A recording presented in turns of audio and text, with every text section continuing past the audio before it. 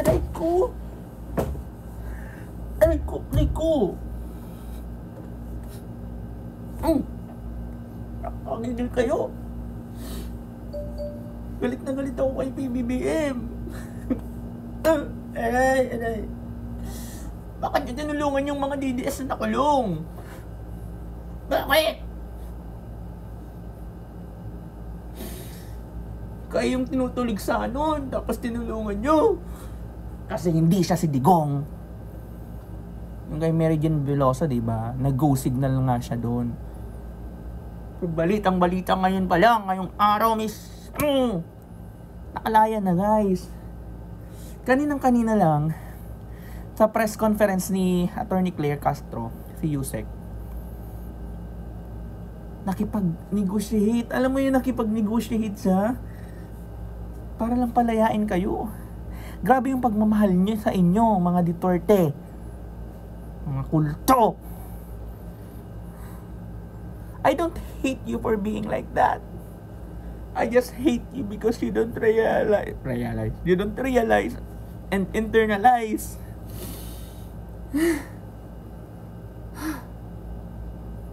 Panoorin nyo nga to. May stress ako. Ito yung balita last time, di ba? Nakakulong pa lang kayo dyan. Ang dami ng assistance na binibigay ang gobyerno sa inyo. Mga perwisyo.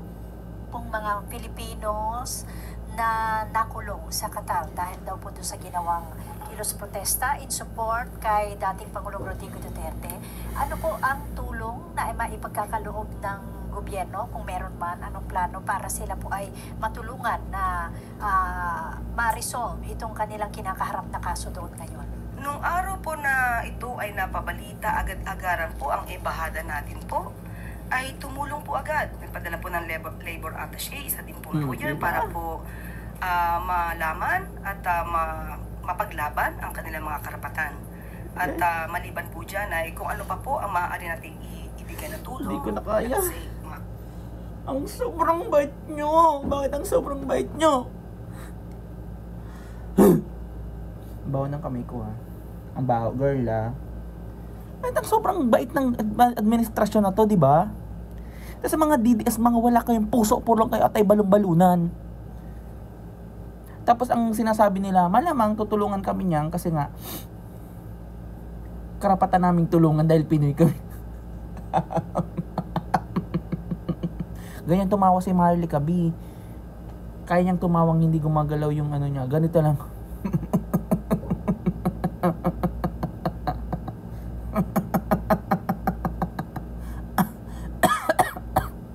Talented siya, girl. Diba? Yun ang katotohanan, girls and boys. Sobrang bait ng Malacanang. Ito na yung latest na balita. Simula pa lang doon, nagkaroon ng mga 5 to 7 jail visits sa inyo. Mga kulto. Habang kayo, tuloy-tuloy kayong nananalangin na magano na si PBBM. Mga walang hustisya daw, minumura-mura nyo. Yan, mga dominante. Yan ang napapala nyo. Tapos ngayon, ewan ko kung paano nyo sisikmurain yung kabaitan, yung binato nyo na ng bato, babatuhin pa rin kayo ng tinapay, Nakakagigil. Napaka-uuwi ko na, pero nakakagigil kasi. Buhok. Dinismiss na ang kaso. Kaninang umaga, nakipag-usap as in personal ang ating Pangulo na wag na kayong pahirapan. I-dismiss na ang kaso. Ayun ang sinasabi na may good and outstanding foreign relation na ngayon, di ba nagpapahiring ang Amy Marcos na dapat, Amy Marcos di ba, siya yung chairwoman sa Committee on Foreign Relation. Tapos ngayon ang niya, yung mga pahiring niya kay Duterte na dapat ito, nakikipag-coordinate dapat siya sa presidente. Ito, yung balita, nakakagigil. Kanina ay nakapagpulong si Pangulong Marcos Jr. kay Qatari Ambassador to the Philippines, Al Humidi. Sinabi ng Qatari Ambassador na pinalaya na ang 17 na inaresto sa Qatar Ang at linis. dinismiss na rin ang mga kaso laban sa kanila. Ayon kay Ambassador Al Humidi, ito raw ay proteksyon ng maganda at matatag na pagkakaibigan ng Yan. dalawang bansa. Mga DDS. Hali, punta kayo dito. Kakaratingin ko kayo. Kung kay Digong yan, though it's not that so incomparable, but still, the essence of being a Filipino, di ba yung kay Mary Jane Veloso, nag-go signal pa siya.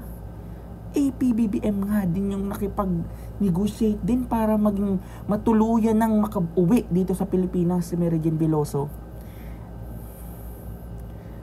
Digong has leadership. Has leadership lang. Has dominant leadership, tyrant leadership. Pero about dealing, ano kay sa tingin niyo kung bakit siya nakipag-deal sa China na ngayon tinalikuran nga lang din siya?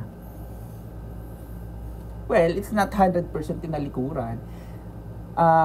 Nagpapakabalance ngayon ang China kasi nga mabigat ang US na kalaban. Magbida-bida sila. Ewan ko lang kung makakapunta pa dun yung pamilyang Duterte. Ngayon, sumagot kayo mga DDS. Pag uwi nyo, anong gagawin nyo? Will you be saying thank you po at Philippines? Kahit Philippines lang.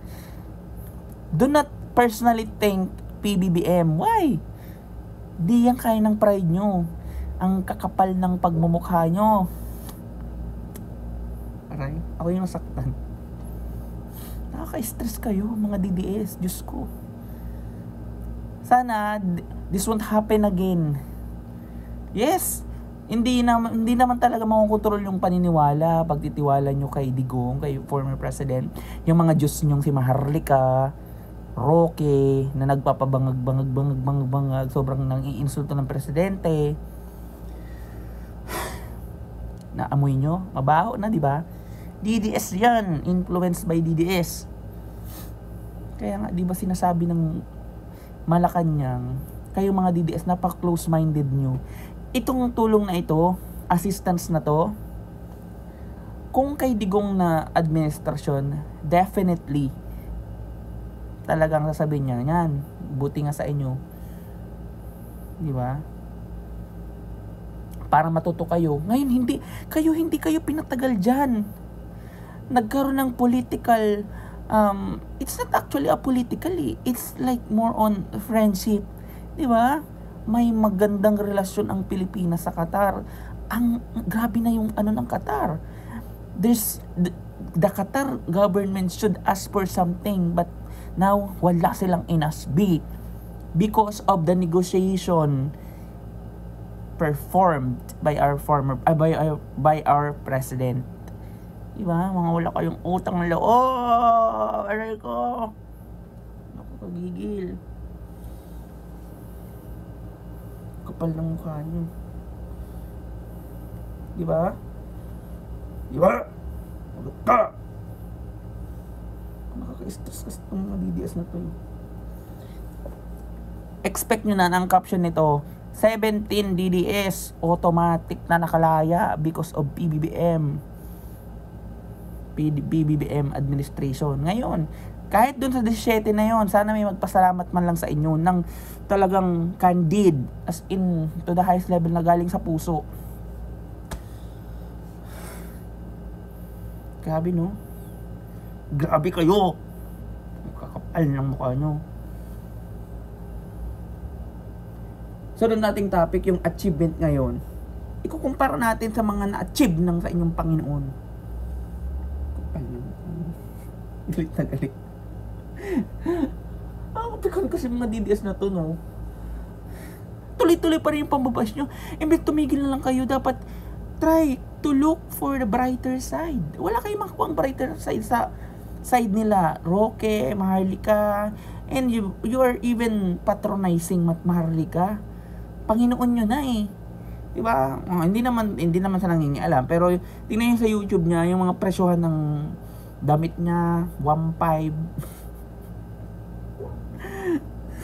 Nakakatawa. Nakabad trip. Alam mo yun? Gamit na gamit kayo. She's even earning a lot of money from you guys without you noticing it. See you on my next vlog.